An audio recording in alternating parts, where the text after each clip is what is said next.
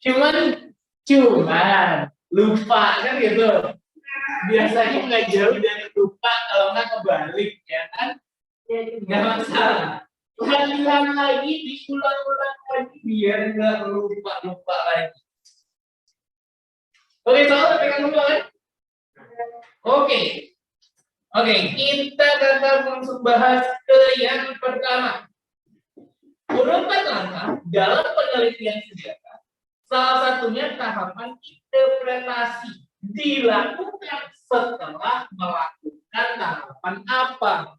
Jadi ditanyanya kan sebelum interpretasi. Nah, balik lagi ke tahapan penelitian sejarah.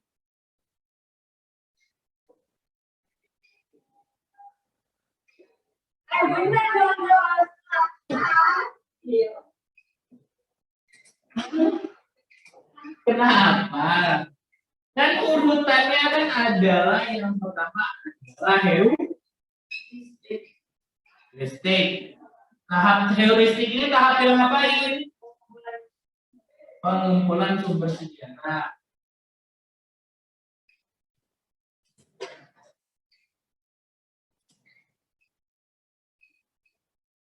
Yang kedua, habis heuristik itu ada verifikasi atau kritik.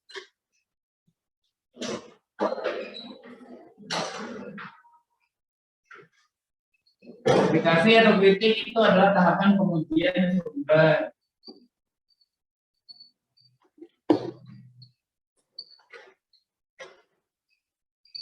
Kadang-kadang suka banyak nih yang kebalik nih antara kritik eksternal dengan internal. Kalau kritik internal berarti apa yang dikritik?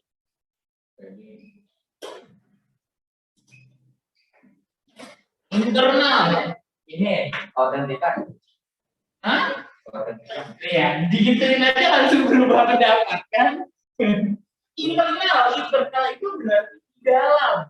Kalau di dalam berarti mengujinya isinya.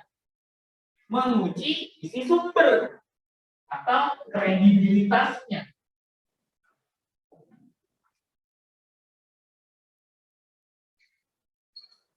Menguji isi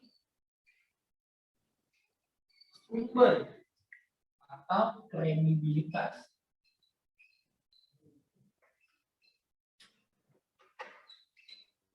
Semakin dapat dipercaya sumber tersebut, maka semakin kredibel juga sumber sejarahnya. Kan seperti itu. Nanti ada internal, baru ada kritik eksternal.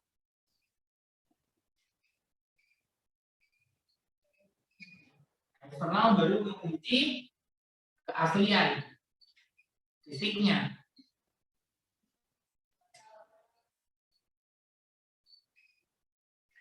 Atau keautentikan.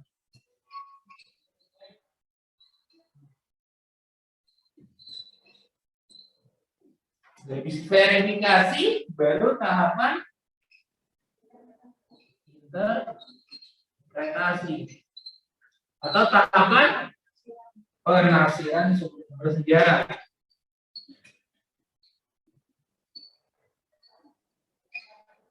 Baru yang terakhir historiografi.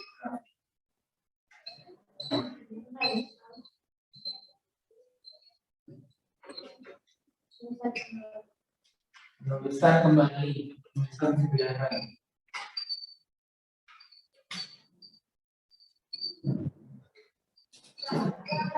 Historio itu sejarah, penulisan. Penulisan kembali juga sebenarnya nggak masalah, karena memang ditulis kembali. Wah, misalnya. Loh, bukan tadi kelas? Komunikasinya di bawah. Iya.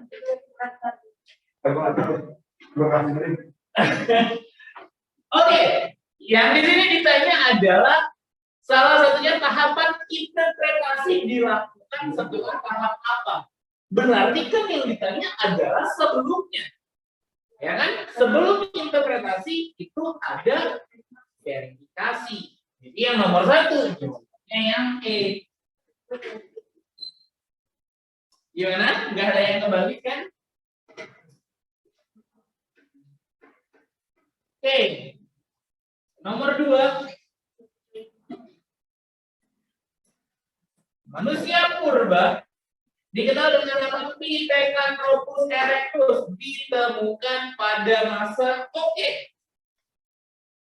Nah, jadi manusia itu baru diperkirakan ada pada masa namanya Neozoikum. Nah, jadi di sini ada masa namanya Neozoikum.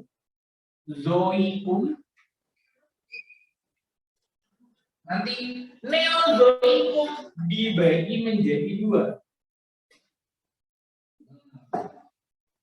Tersier.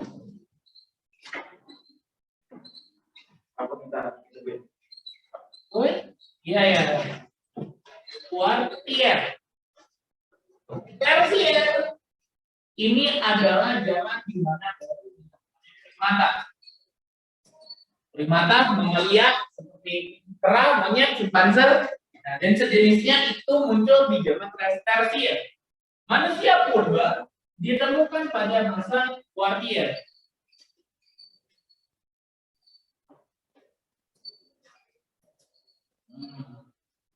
Oke.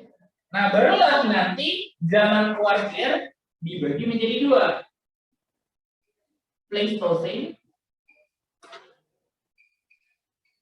dengan zaman Holocene. Pleistocene ini bisa disebut sebagai Ice Age atau zaman es. Holocene itu ketika es sudah mencair. Oke? Nah, ini Pleistocene dan Holocene tempat munculnya manusia purba. Nah, balik lagi ke pertanyaan tadi, nomor 2, Pithecanthropus erectus ditemukan pada masa apa? Jadi apakah Pleistocene atau Holocene?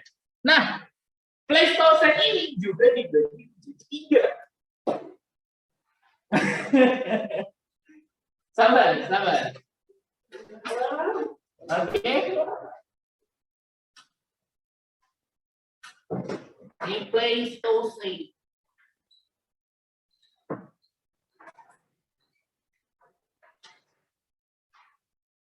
Nanti dibagi menjadi 3.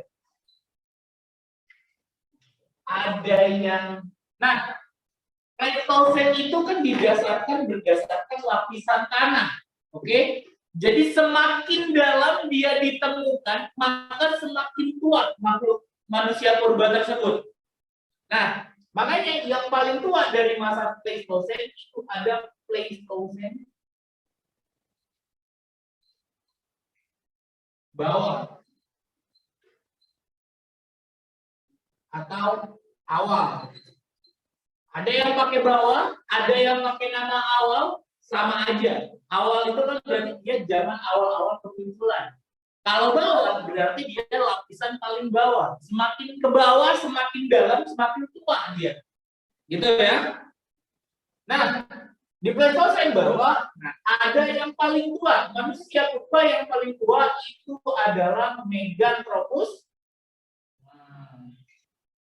Meganthropus Paleo Java Nicus.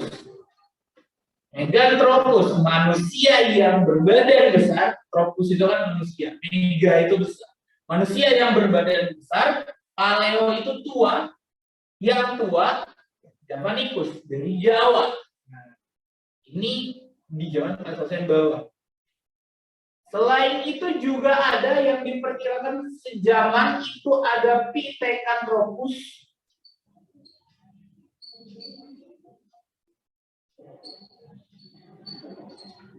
Mojokertensis.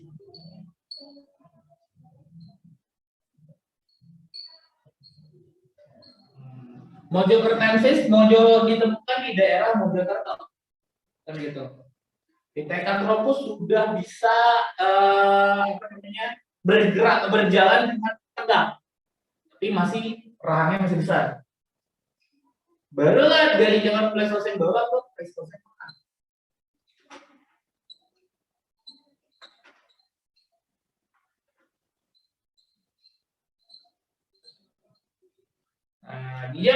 Pleistocene tengah ditemukan namanya Pithecanthropus.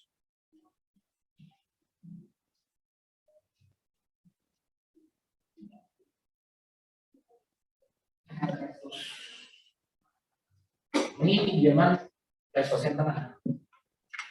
Baru ada Pleistocene atas.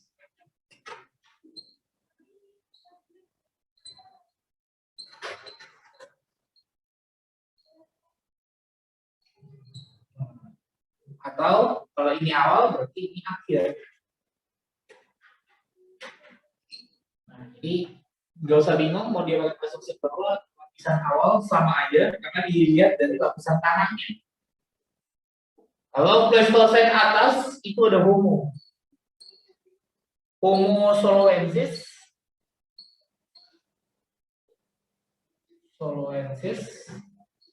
dan Homo wajakensis.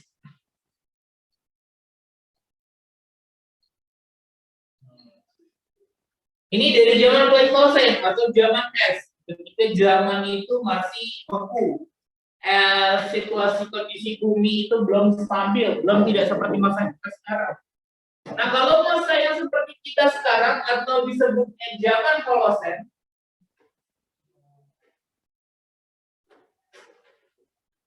ketika es sudah mencair itu ditemukan, yang baru ditemukan itu ada Homo sapiens.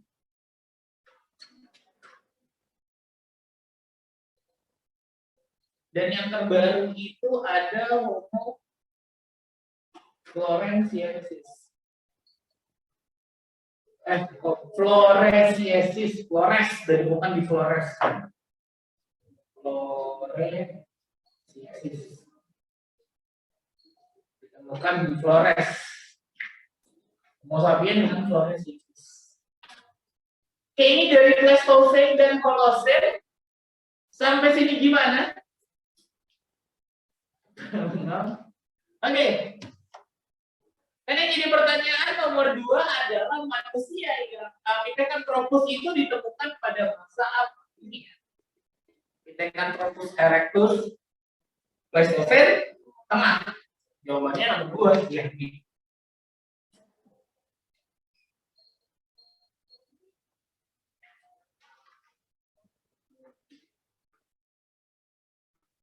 Oke, ini foto. Hah? Tapi record sih.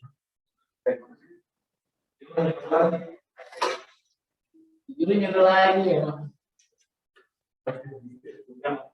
Nah.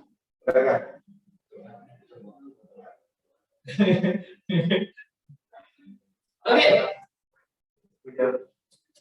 Jangan gue yang difoto. Takutnya kan. Oke, itu dari yang nomor 2. Kalau kalian tanya, kita lanjut ke nomor 3.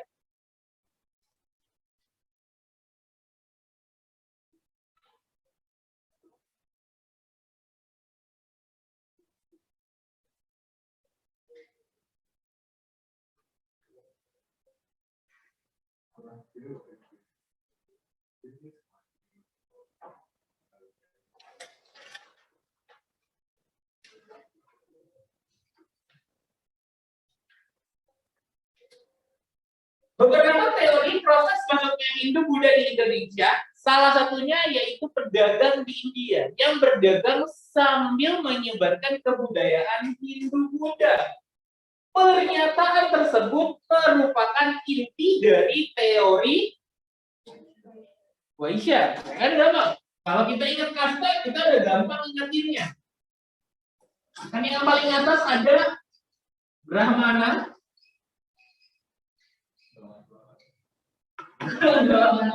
ya, Brahmana, Ksatria, Waisya, Sudra. Karena ini teori masuknya berarti ada teori arus balik.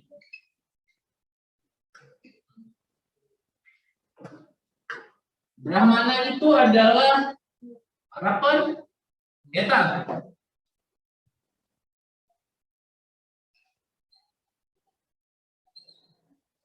Oke, para Brahmana itu adalah para pendeta. Nah, dibuktikan dengan apa? Kalau dari ada pendeta yang menyebarkan agama Hindu Buddha di Indonesia, dibuktikan dari huruf Pallawa, ya kan? Pallawa dan bahasa Sanskerta.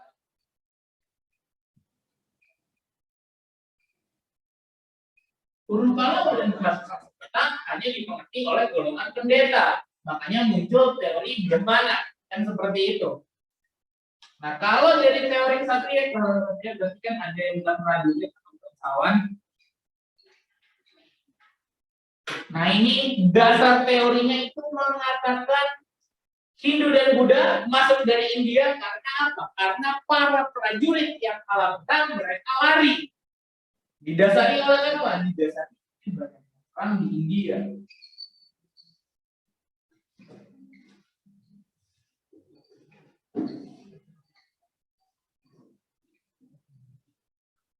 Nah, jadi tidak ada bukti, makanya kelemahannya tidak ada bukti yang menyatakan bahwa datang para prajurit dari India. Karena teori ini hanya menyatakan prajurit yang berperang di India melarikan diri dan kemudian melakukan kolonisasi atau membentuk suatu kota yang berada di Nusantara sehingga menyebarlah kebudayaan Hindu di Nusantara. Nah, kayak gitu. Itu kalau dari teori Ksatria. Kalau teori Waisya tidak ada. Nah, teori Waisya atau pedagang menganggap bahwa pedaganglah yang menyebarkan agama Hindu Buddha. Berdasarkan apa? Berdasarkan jalur perdagangan yang sudah ada.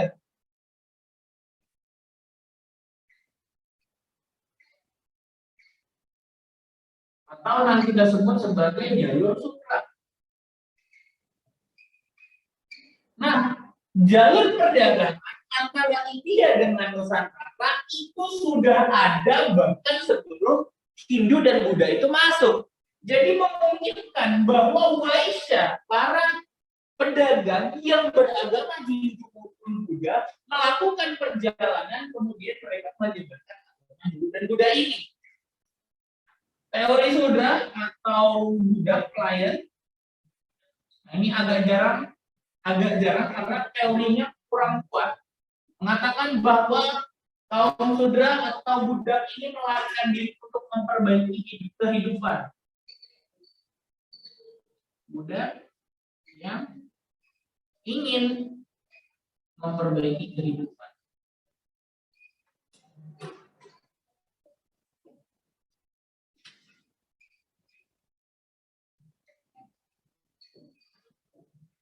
Oke, lalu balik ke teori arus balik.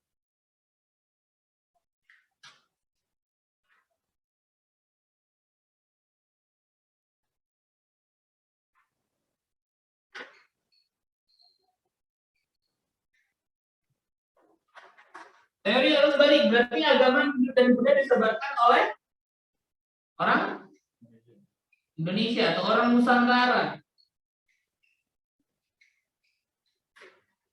Buktinya apa? Bagaimana bisa ada pendapat yang menyebutkan bahwa Hindu dan Buddha itu disebarkan oleh orang Indonesia itu sendiri? Nah, teorinya mengatakan bahwa orang Indonesia melakukan perjalanan ke India, kemudian dia mempelajari bagaimana Hindu dan Buddha tersebut,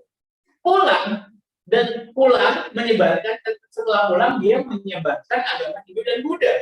Dibuktikan dari ada namanya prasasti Nalanda.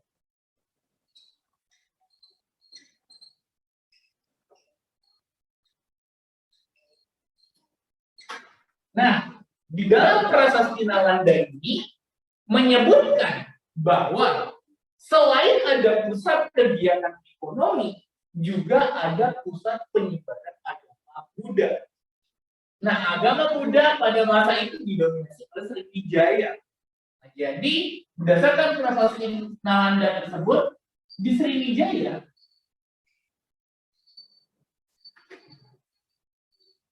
terdapat pusat penyebaran agama Buddha.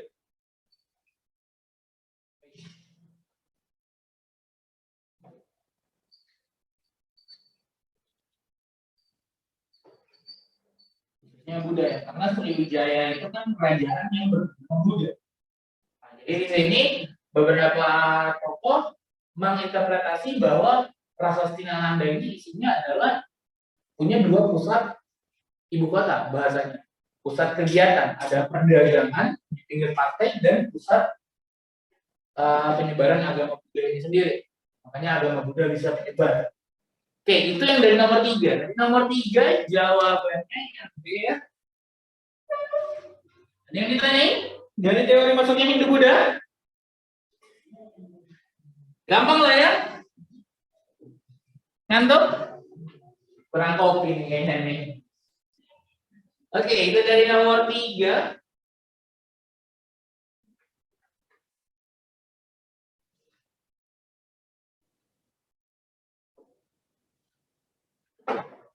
Nomor 4.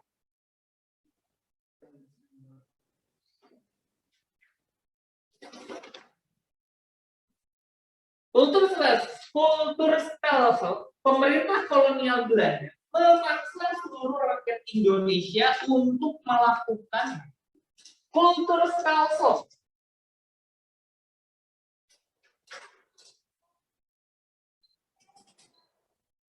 Stelsel. Atau bahasa lainnya adalah paksa. Nah, ini ada pada masanya siapa? Van der Bosch.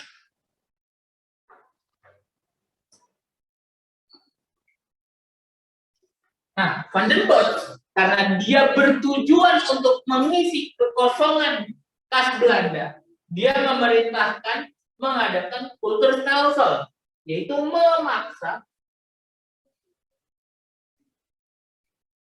menanam tanaman tertentu. Tanaman tertentu ini tanaman yang dimaksud adalah tanaman ekspor atau komoditas yang akan dijual dalam bidang perdagangan. Karena untuk mencapai keuntungan yang maksimal, yang ditanam juga harus yang menguntungkan. Gula, teh, kopi, nah yang sejenis-sejenis itu. Ya nanti barang-barang ini akan dimasukkan ke pabrik. Oke. Nah ini penanaman tanaman komoditas perdagangan ya. Tanaman tertentu yang dimaksudnya adalah tanaman ekspor atau tanaman komoditas perdagangan. Nah, tempat itu yang E. Nomor 5. Setelah menguasai wilayah Hindia Timur, pemerintah Jepang membentuk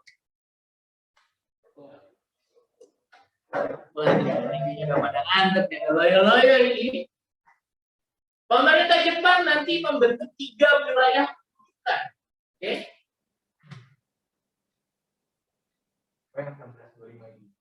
Iya.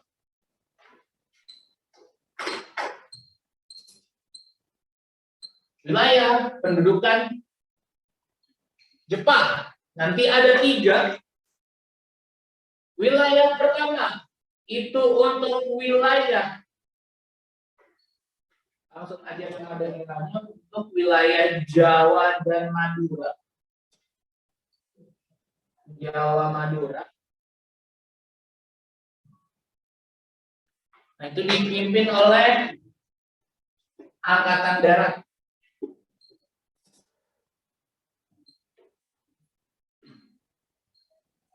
Itu ke-25. 16 Sumatera. 16 dan Sumatera. Kan wilayahnya Sumatera, Jawa, Sulawesi, Maluku. Ini kasusnya pertama dari Jawa. Ini 25. 16. Coba deh. Angkatan Darat. 25 atau 16? Sumatera, Semenanjung Melayu,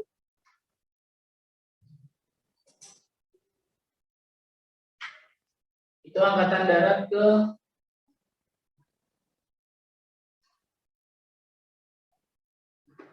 temu. Ke jalan jauh loh. Sumpah loh. Kalau yang Indonesia Timur atau Kalimantan? Iya, 2. Kirain mau ngomongin ini tadi. Kalimantan, Sulawesi.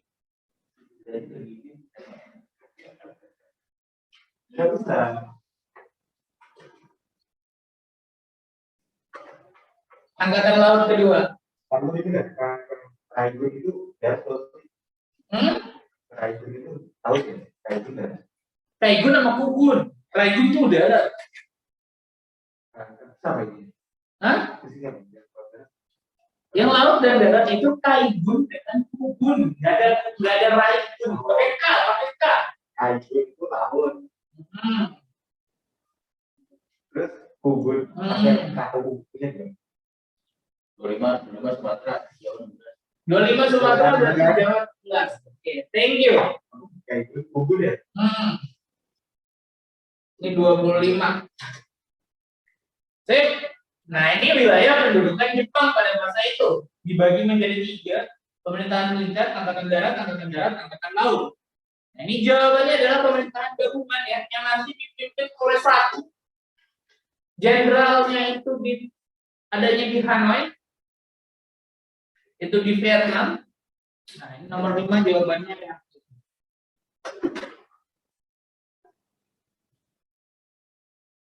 Oke, gimana? Ada yang masih bingung? Atau ada yang mau ditanya lagi? Enggak ada? Lanjut ke nomor 6.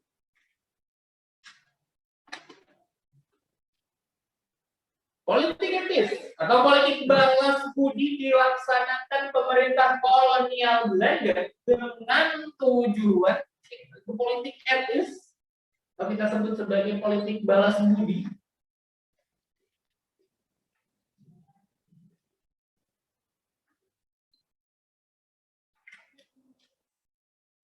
Politik balas budi.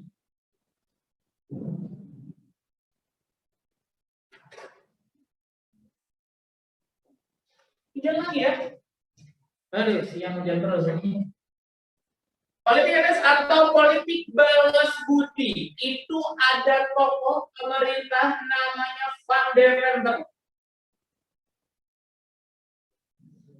Dia nanti, ini tokoh dari parlemennya Belanda, Van der Venter bikin 3 ide dalam pelaksanaan politik etis yang dinamakan Trias Van der Venter. Trias itu kan berarti kan 3. Itu ada 1, ada apa? Edukasi,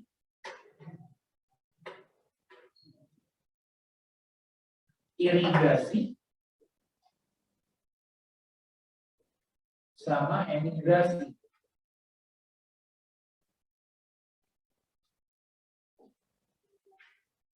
Edukasi tentu saja ditujukan untuk mencari tenaga terdidik, tenaga ahli. Nah, irigasi itu untuk pengairan.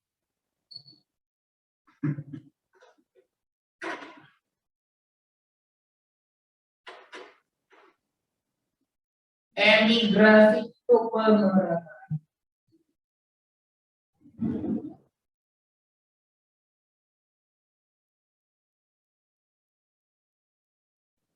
Oke, tenaga ahli, pengairan, sama pemerataan penduduk. Yang ditanya di sini adalah tujuannya. Tujuannya ya untuk mencari tenaga ahli, mendapatkan tenaga terdidik untuk bekerja di kantor pemerintahan. Sebenarnya yang lebih pas untuk mencari tenaga ahli yang harganya murah. Kenapa yang harganya murah ya? Karena dia sedang kesulitan keuangan si Belandanya itu sendiri. Makanya daripada mencari pegawai-pegawai yang mahal, lebih baik ya mereka malah memberikan pendidikan kepada pribumi. Jawabannya nomor 6 yang D. Oke? Ada yang mau ditanya?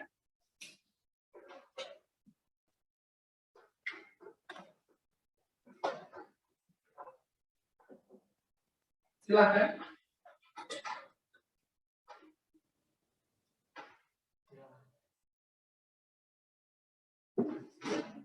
Oke. Nomor 7.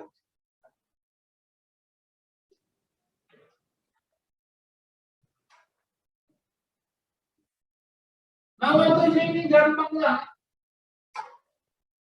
Yang mana jawabannya?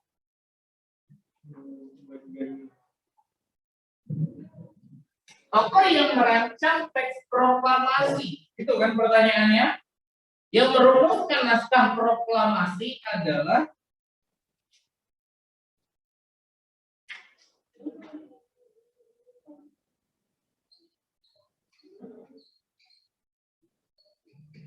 teks proklamasi.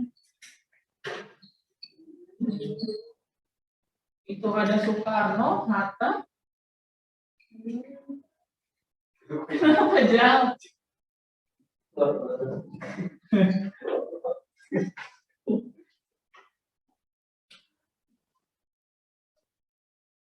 Subarjo.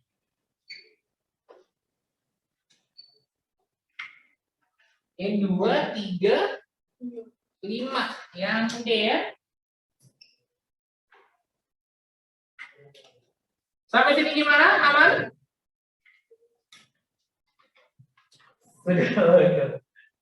Kenapa jangan? Buset dah. Oke, melalui peran KTN akhirnya dapat Bukan Jati. Itu atau tidak benar ya? Bukan Jati. Nah, kalau kok nggak ada yang benar jawabannya? Itu pas.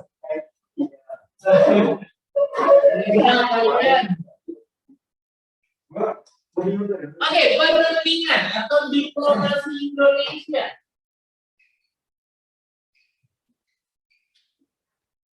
Diplomasi itu pertama ada perjanjian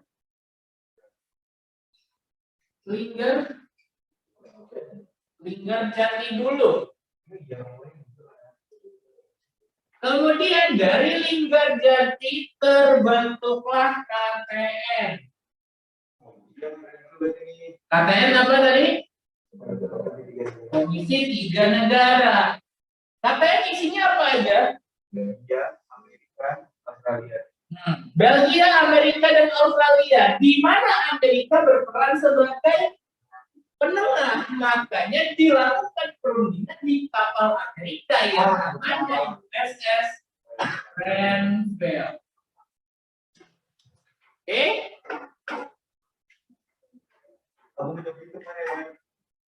Oke. Dari adanya perjanjian Grenfell, baru nanti ada agresi militer kedua. Agresi militer kedua akhirnya nanti dibentuklah yang namanya UNCI, penggantinya KTN namanya UNCI, United Nations Committee for Indonesia. Habis UNCI barulah nanti Royan.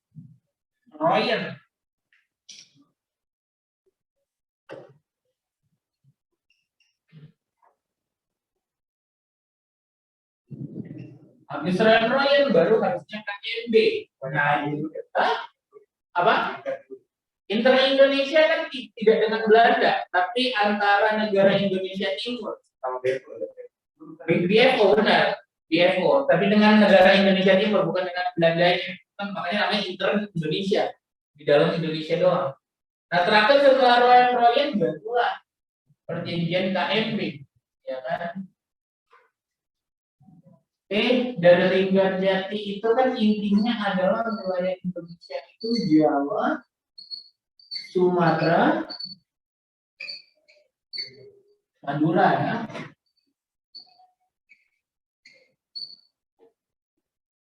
KTN itu Komisi 3 Negara.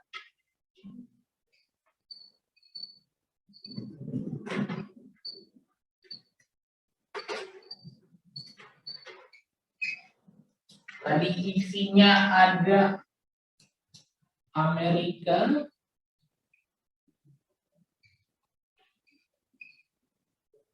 Belgia, dan Australia. Amerika netral, Belgia perwakilan Belanda, Australia perwakilan Indonesia. Perjanjian Renville berwilayah Indonesia berdasarkan garis Van Mook. Oh yang cuma itu doang.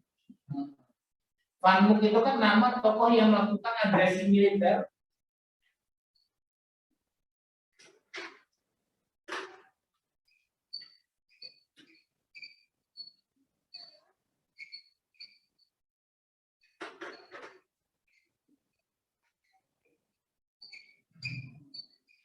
Van Mook. Agresi militer kedua, nanti pasca agresi setelah terjadinya agresi militer kedua, Indonesia membentuk pemerintah darurat Republik Indonesia atau PDRI, Pemerintah Darurat Republik Indonesia yang di Bukit Tinggi, Sumatera Barat. Barulah nanti lapor ke Unci mengadakan ROM dan ROYEN. ROM itu perwakilan ROM itu Muhammad ROM perwakilan Indonesia, ROYEN-nya itu Van Rooyen, itu orang Belanda. Jadi ini untuk mempersiapkan KMB. ROM dan ROYEN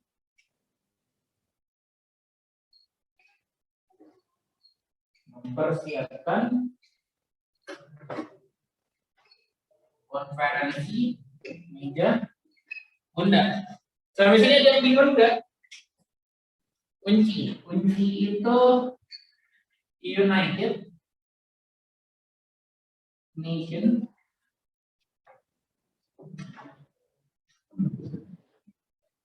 Commission for Indonesia. Jadi urutan diplomasi Indonesia itu kayak gitu.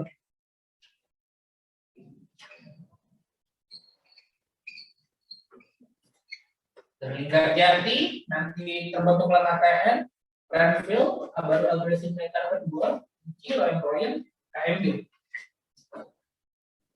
Oke, paham? Nomor 8 tadi KTN berarti perundingan Renville. Renville itu yang B.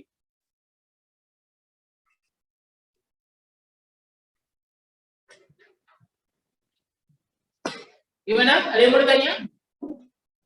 Ada yang kebingungan? Tempatnya nggak kelihatan.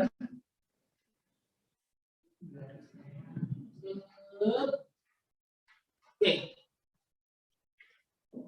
Oke, kalau nggak ada kita lanjut ke 9.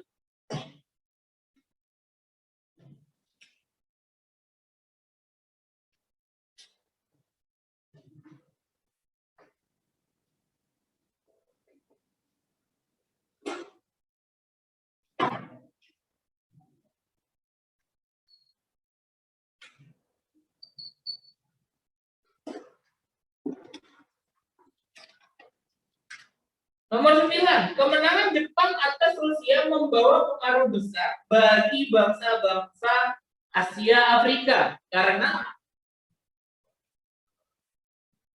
kesadaran nasional. Ini kan salah satu faktor eksternal kesadaran nasional.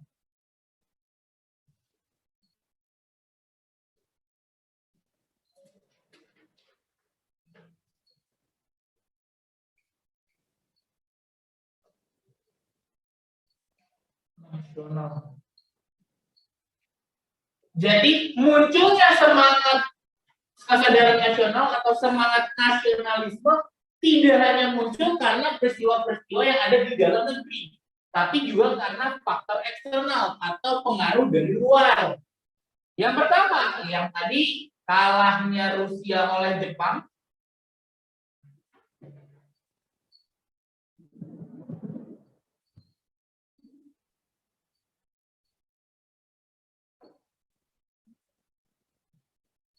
Ini 1905. Nah, lalu kalahnya Rusia oleh Jepang. Jepang aja sebagai bangsa Asia yang baru bangkit, ya kan, Jepang dulu kan menutup diri ya, mengisolasi dirinya, bisa kok mengalahkan Rusia.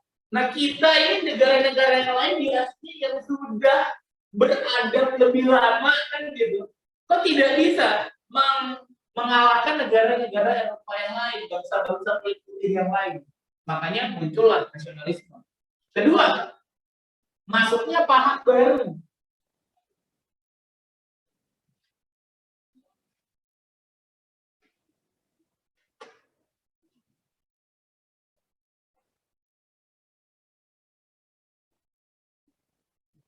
Nah, masuknya paham baru dari barat.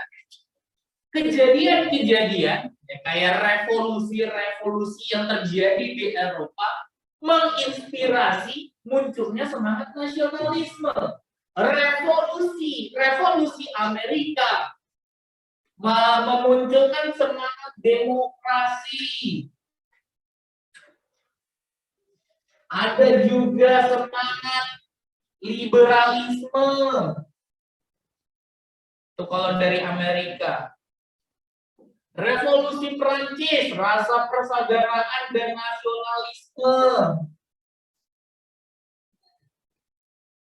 Terus revolusi Rusia, masuk komunisme. Ada juga sosialisme. Nah, ini adalah paham-paham yang dari barat yang menginspirasi dan melahirkan munculnya nasionalisme berdasarkan ideologinya masing-masing. Hanya Rusia, masuknya paham baru dari barat, dan ketiga, semangat kemerdekaan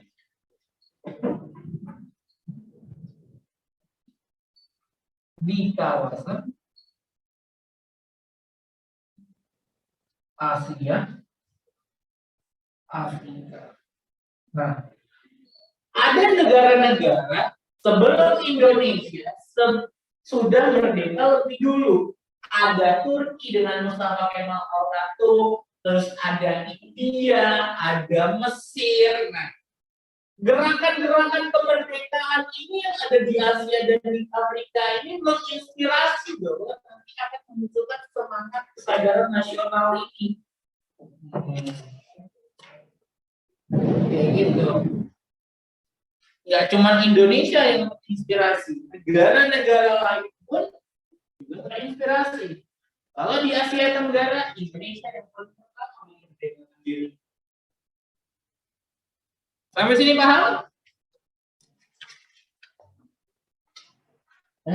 Ya, gampang ya. Ya, alasnya ini kalau balik. 15 bisa lah. Enggak, udah salah itu. Oke. Nomor 10. Republik Indonesia dibagi menjadi 8 provinsi yang dipimpin oleh seorang gubernur. Kenapa?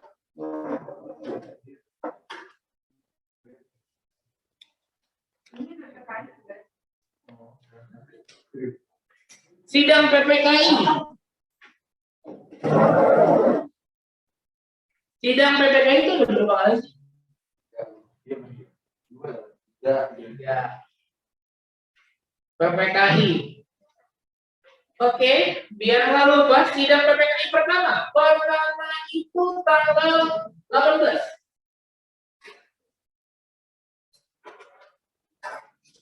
1945 itu isinya mengangkat presiden,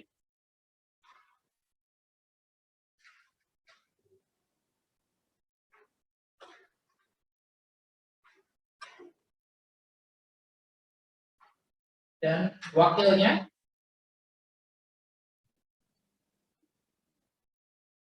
terus mengesahkan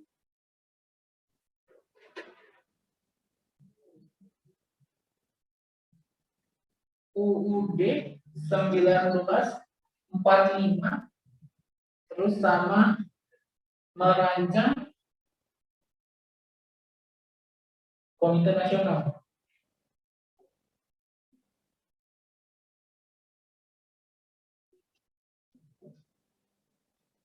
Itu sidang PPKI pertama, baru sidang PPKI kedua.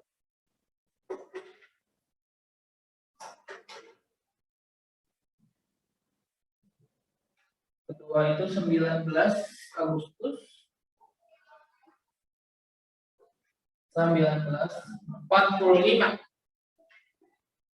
Sidang kedua itu 8 provinsi.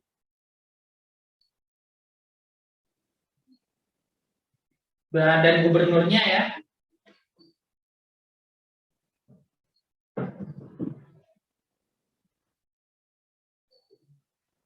Nah, 12 kementerian.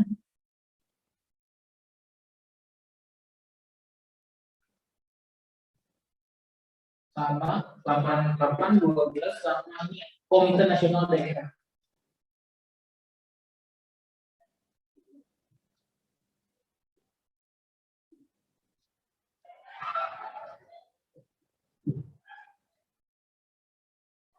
Kalau sidang ketiga PPKI itu BKR, Badan Keamanan Rakyat, sama PNI sebagai partai tunggal. Itu. Ini 18 sampai 19 Agustus.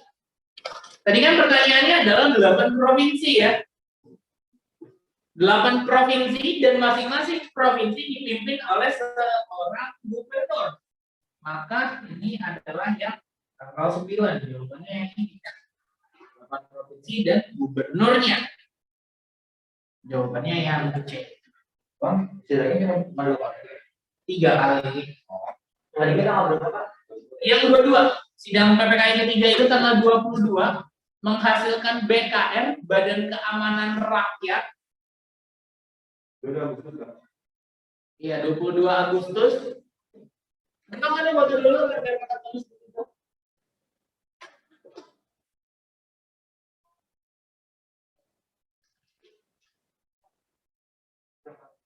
Dah? Dah? Oke.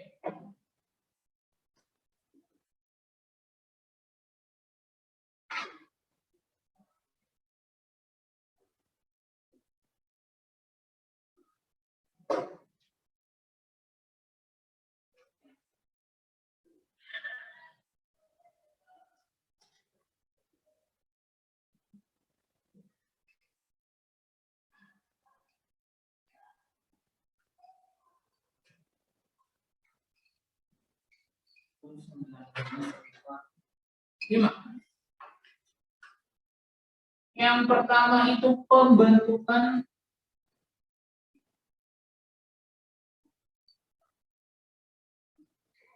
Badan Keamanan Rakyat.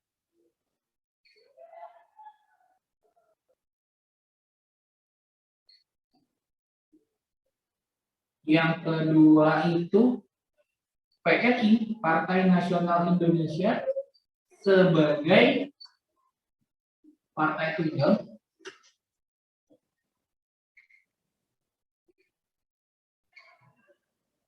Yang ketiga, pembentukan Komite Nasional Indonesia pusat. Yang mana ketiga hasil ini nanti kan dirubah dengan maklumat yang berbeda-beda. Ini maklumat 5 Oktober, ini maklumat 3 November, ini maklumat 16 Oktober. Nanti ini kan hasil sementara aja, sedang PPKI, namanya juga PPKI, Panitia Persiapan Kemerdekaan Indonesia. Dibikinnya cepat-cepat. Oke? Sampai sini ada pertanyaan lagi? Nggak ada? Lanjut berarti ya. Nomor 11.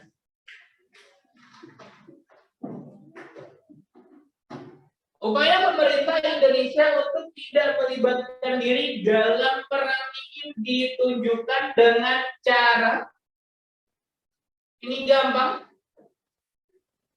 ya kan? Membentuk yang namanya GNB. GNB apa? Gerakan non-blok.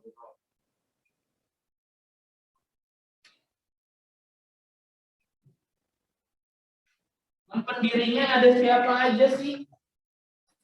GNB itu? GNB kan nomor 11 kan? Gerakan non-blok pendirinya. Indonesia, Yugoslavia, karena kan diadakannya pertama di Yugoslavia kan, karena India,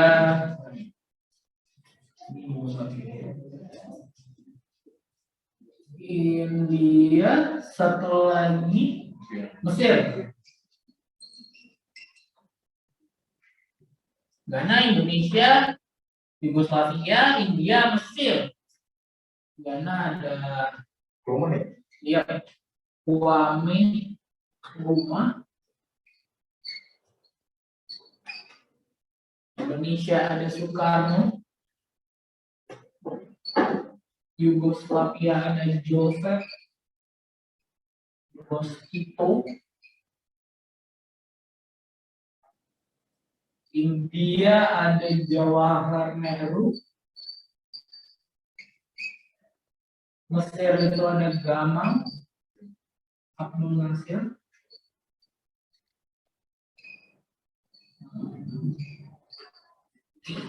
Ini gerakan non-blok dan GNB. GNB itu yang C.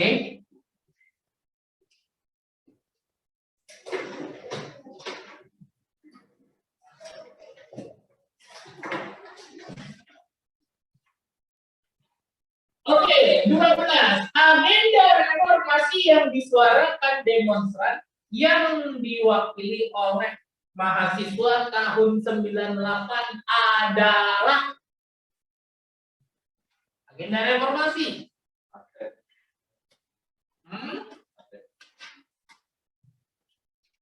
ACT.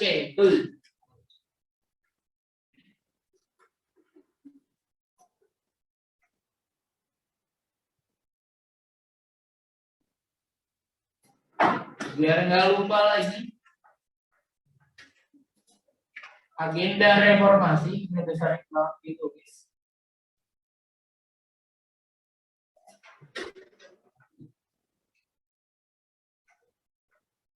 Satu kan ada Adili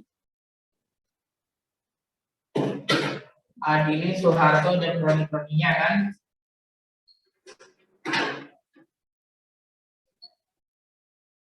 Dan kroni-kroninya. 2. Hapus difungsi.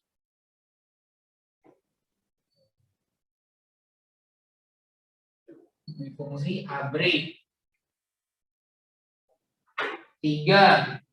Ada otonomi daerah.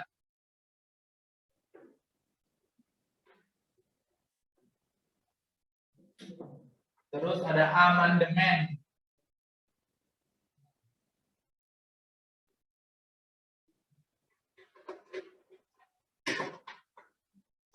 Kemudian 1945 terus supremasi hukum.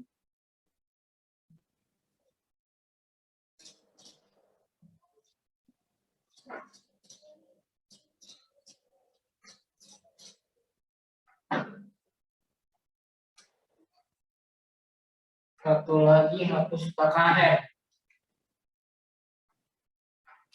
Korupsi, kolusi, nepotisme. Ini agenda reformasi. Berarti ini jawabannya kan tadi satu. Yang A betul, yang C betul, ada C benar. Kan itu jawabannya. 11 jawabannya yang ada C benar. Oke, nomor 13.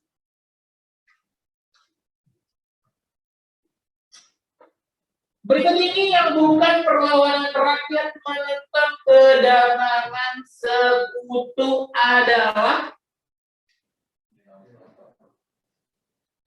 yang mana? Pertemuan 5 hari di Semarang itu kan melawan sisa Jepang. Tapi kan di sini Jepang bertugas melakukan penyerahan kekuasaan dari Jepang ke sekutu. Berarti kan maksud mereka ini kan pertanyaan soalnya adalah yang mana yang apa namanya? Yang bukan menentang kedatangan sekutu.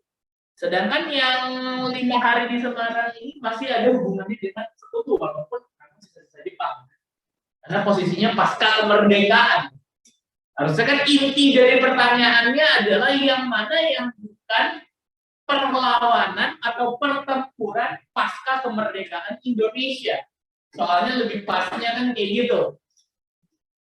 Nah, di sini yang bukan adalah yang D, Zainal Mustafa. Kalau Zainal Mustafa itu perlawanan Tasikmalaya ya. Zainal Mustafa sebelum.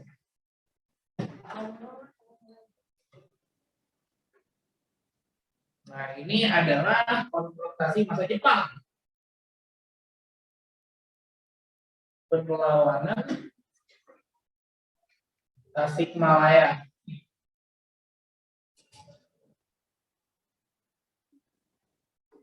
Zainal Mustafa itu perlawanan Tasikmalaya pada masa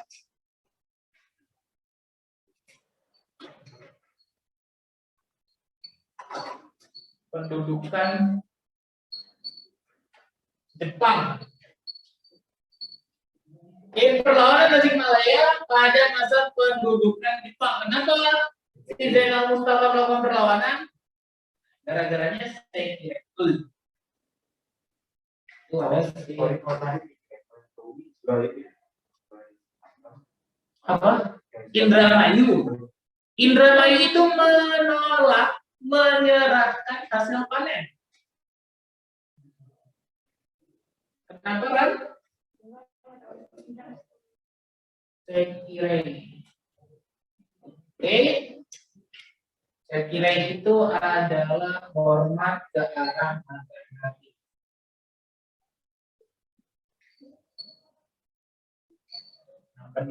Kenapa dia hormat ke arah matahari? Ya, karena Kaisar Jepang itu adalah titisan Dewa Amaterasu, Dewa Matahari, namanya hormatnya ke arah matahari. Jelas itu yang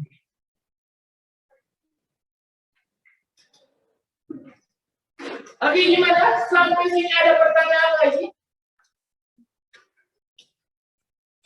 Coba kita nggak lama ya.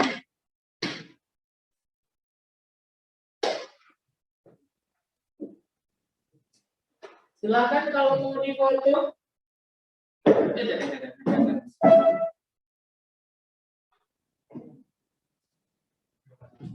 Ya.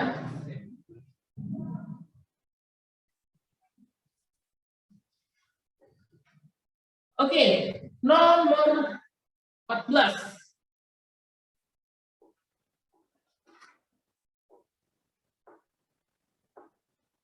Usaha bangsa Indonesia menyelesaikan konflik Indonesia Belanda dalam perundingan tersebut diwakili oleh berarti kalau yang tadi itu kakak tulis berdasarkan diplomasinya, kalau ini berdasarkan si Perdana Menterinya.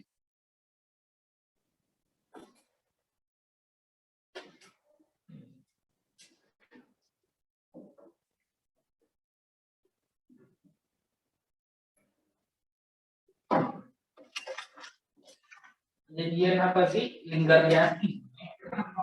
Kawan, tapi nggak apa-apa. Satu saja. Oke.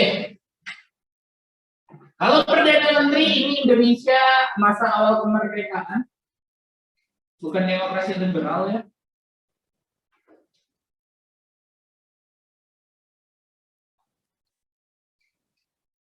Masa awal kemerdekaan itu Perdana Menteri yang pertama itu ada Syahrir. Syahrir kemudian digantikan oleh Amir Syarifuddin.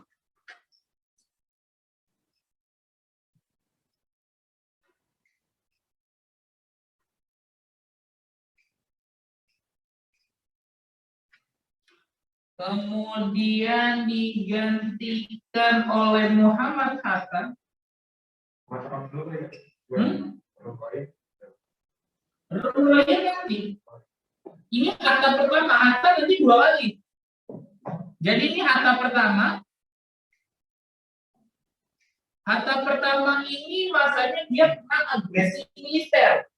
Makanya nanti Hatta ditangkap. Ketika Hatta ditangkap kan tadi kita tulis ada PDRI, pemerintah darurat yang dipimpin oleh Syafruddin Prawira Negara.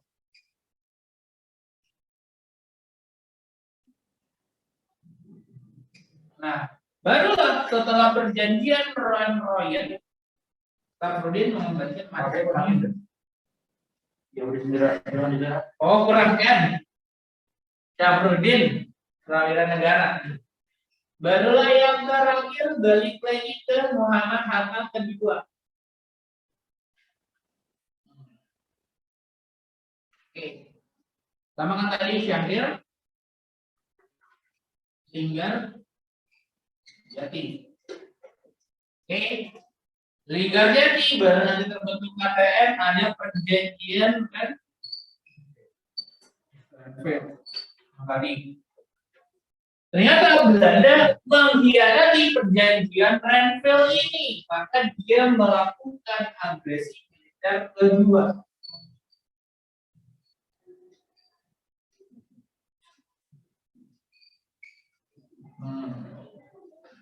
Agresi militer kedua, Muhammad Hatta ditangkap, Syafruddin Prawira Negara. Pertama dia membentuk PDRI dulu, Pemerintah Darurat Republik Indonesia. Yang tadi ya, singkat aja PDRI, Pemerintah Darurat Republik Indonesia. Kemudian sebagai usaha terakhir dia mengadakan perjanjian Royan.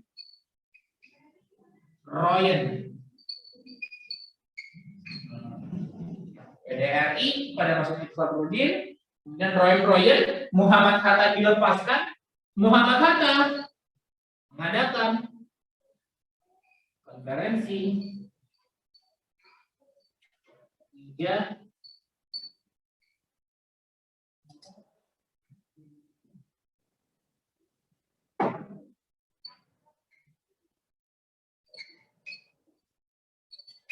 bunda.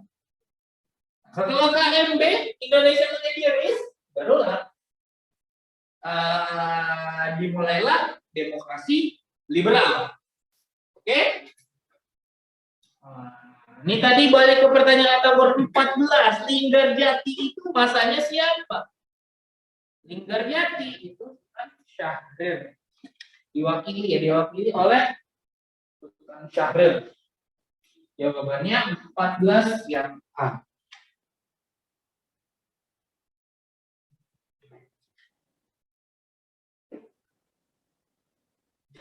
Gimana? Aman ya? Lanjut. 15. Absolutisme di Prancis dipengaruhi oleh ajaran Il Principe atau The Prince, Sang Raja, yang ditulis oleh gampang nomor 15 ya, Machiavelli. Niccolo Machiavelli 15 yang C.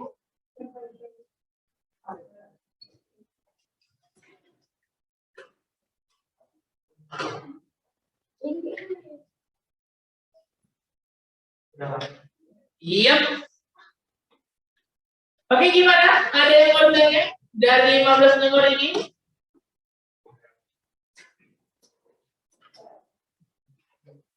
Kayaknya udah pada ngantuk, hujan juga sih. Cuacanya mendukung banget ya kalau hujan ya. Oke, ini ada yang lain ternyata. Oh bisa. Oke. Nggak ada lagi yang ditanya? Oke, kalau nggak ada, kata tutup aja. Wassalamualaikum warahmatullahi wabarakatuh. Makasih, Kak. Yuk. Oh, ini pasar lagi. Belum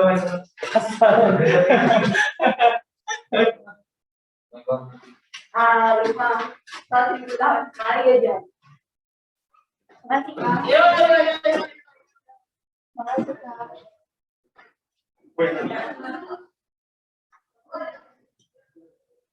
gue baru bangun kan tadi baru bangun.